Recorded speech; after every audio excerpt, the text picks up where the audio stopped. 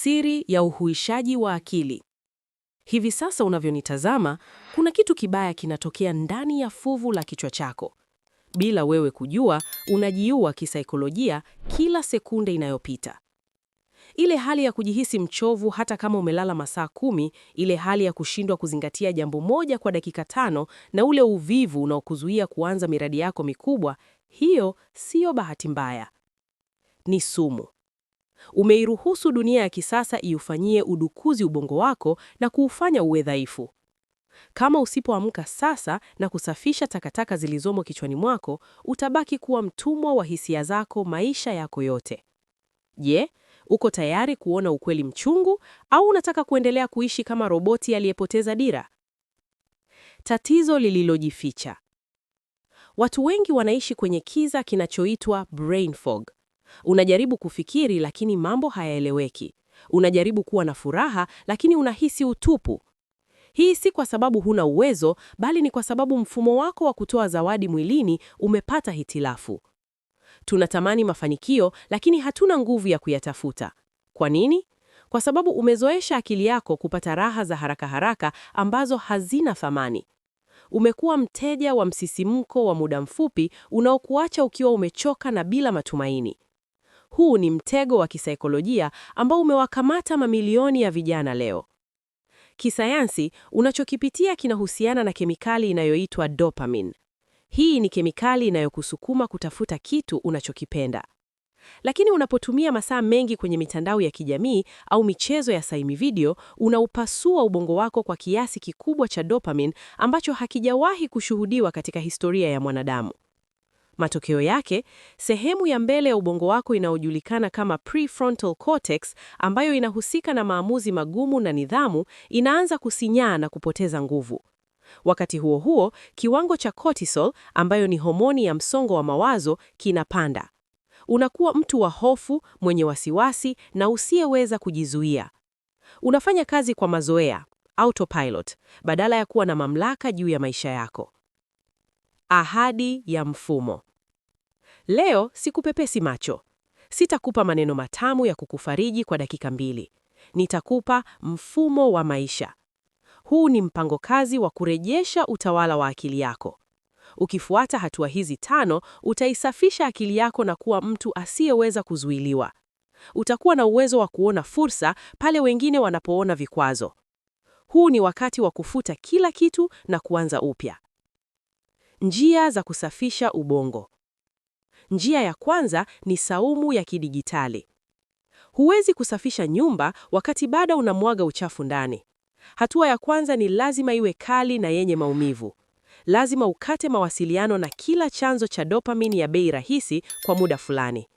Hii ina maana ya kuachana na mitandao ya kijamii, video za ngono na michezo ya simu kwa angalau siku 7. Kisaikolojia, hatua hii inaitwa resetting the reward system. Unapojinyima msisimko huu wa bandia, ubongo wako unaanza kurejea katika hali yake ya kawaida. Utaanza kuhisi maumivu, utahisi upweke na utahisi kama unapitwa na mambo. Hapo ndipo uponyaji unapoanza. Bila hatua hii, akili yako itaendelea kuwa jalala la taarifa zisizo na tafnina. Je, una ujasiri wa kuizima simu yako na kukabiliana na ukweli wa maisha yako?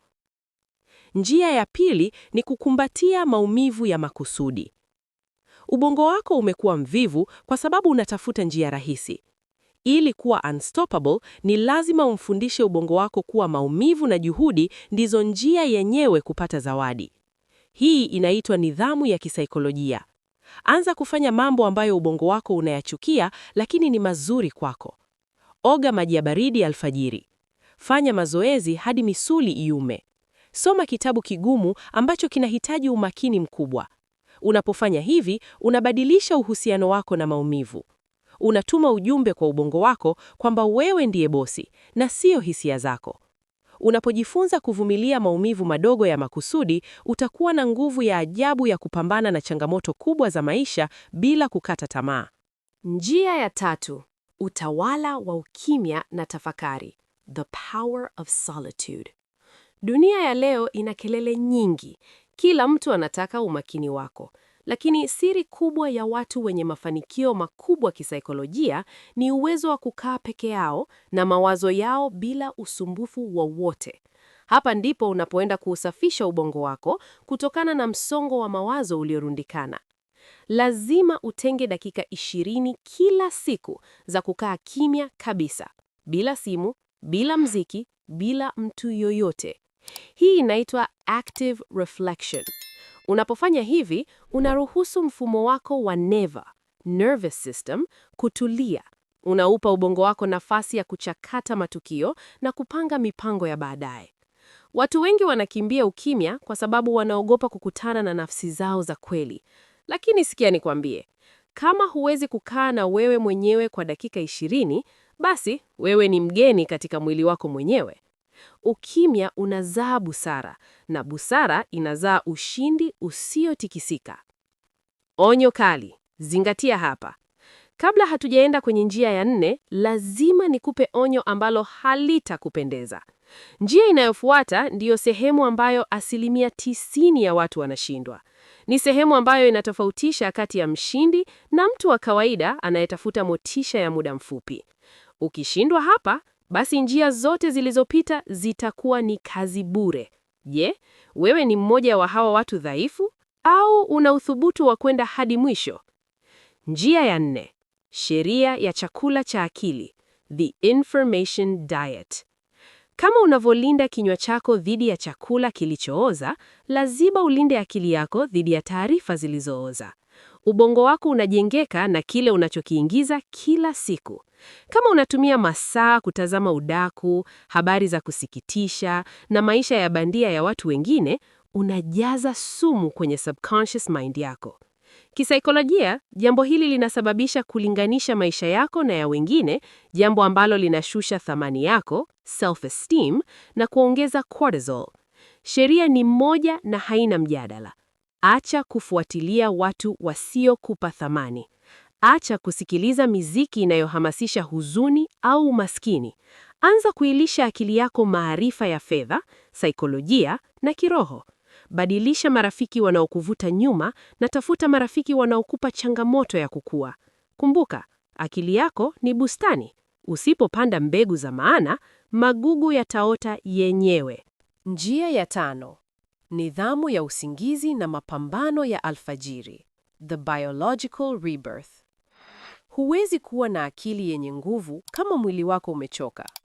Watu wengi wanadhani kukesha wakitazama filamu au kufanya kazi hadi usiku wa manane ni sifa. Huo ni umaskini wa kifikra. Kisaikolojia, wakati unapolala, ubongo wako unafanya kitu kinaitwa synaptic pruning, yaani unakata kumbukumbu zisizo na maana na kusafisha sumu zilizozalishwa mchana. Kuanzia leo, sheria ni hii. Masaa 7 ya usingizi mzito sio anasa, ni lazima. Lakini siri kubwa ipo kwenye saa ya kwanza unapoamka. Usiguse simu yako. Unapogusa simu mara tu unapoamka, unaupeleka ubongo wako kwenye hali ya reactive mode. Unakuwa mtu wa kupokea amri za dunia badala ya kutoa amri. Amka, kunywa maji, fanya mazoezi na panga siku yako. Tawala asubuhi yako na utatawala maisha yako. Huu ndio muhuri wa mwisho wa kuwa mtu asiyeweza kuzuiliwa. Hitimisho.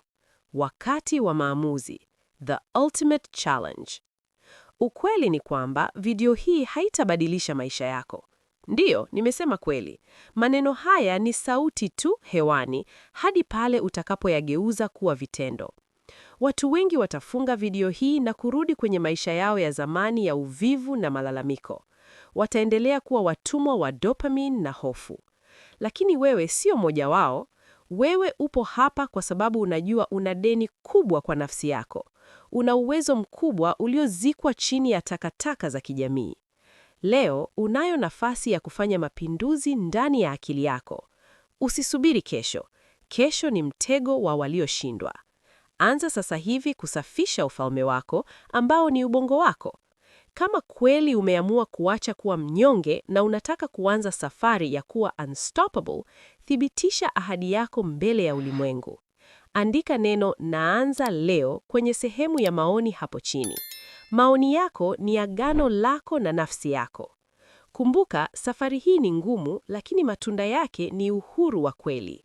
Hakikisha unajiunga, subscribe, na familia hii ili usipitwe na mwongozo mwingine wa kisaikolojia utakao kujenga. Share video hii kwa kijana mmoja unayemjali ambaye amepotea kwenye kiza cha msongo wa mawazo. Tazama video inayofuata hapa pembeni ili kuendelea kuimarisha misuli ya akili yako.